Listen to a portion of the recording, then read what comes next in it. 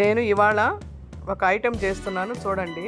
ఇది పల్లీలు వేయించుకున్న పల్లీలు, ఇది తౌడు, ఇది ఖర్జూరాలు, ఇది పుటానీలు, ఇదేమంటే నువ్వులు, ఇదేమంటే ఒక ఇలాచి నలగ పెట్టుకోవాలి. తర్వాత ఇప్పుడు మనం వీటితో ఒక లడ్డూలు తయారు చేస్తాము. ఇది మంచి హెల్దీ అన్నమాట. ఇది పల్లీలు మనం వేయించుకొని ఈ విధంగా పొట్టు తీసేసుకోండి. పొట్టు ఇట్లా జాలీలో వేసేస్తే కింద పడిపోతుంది పొట్టు. ఇది మనం వాడుకోవడానికి పనికొస్తుంది అనమాట. దీన్ని మనం దబ్బలుగా మనం పగలగొట్టుకోవాలి.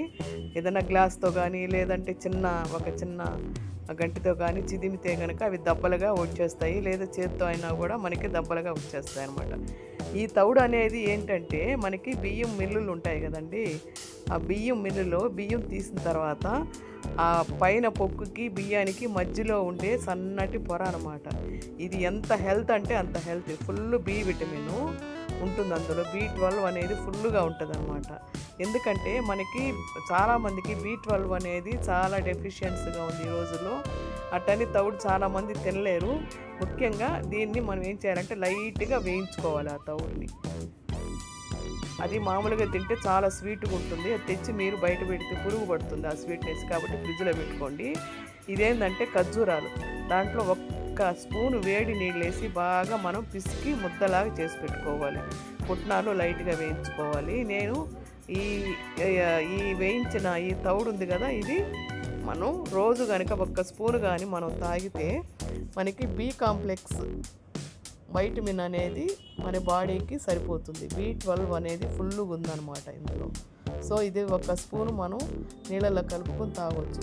ఇప్పుడు ఈ తౌడుతో లడ్డూలు ఎలా చేస్తున్నారో నేను చూపిస్తాను చూడండి.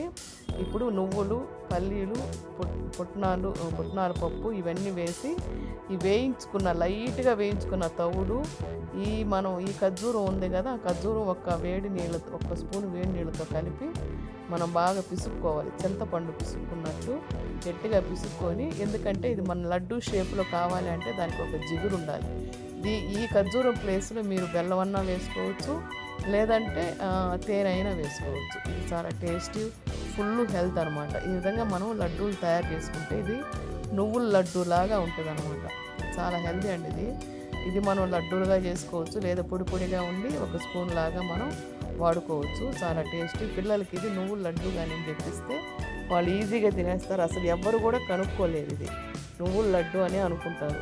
దీంట్లో ఎక్కువగా తౌడు ఉంది కాబట్టి మనకి బాడీకి కావాల్సిన అన్ని పోషకాలు ఇందులో ఉన్నాయి. చూసారు కదా, ఇది రోజుకు ఒక లడ్డు, ఉదయం ఒకటి తిన్నా సాయంత్రం ఒకటి తిన్నా పర్వాలేదు, లేదు ఒక లడ్డు ఒక రోజుకి తిన్నా పర్వాలేదు.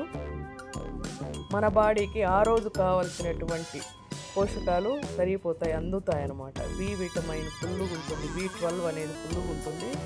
ఖర్జూరాలు మంచిది, పుట్నాల పప్పు మంచిది.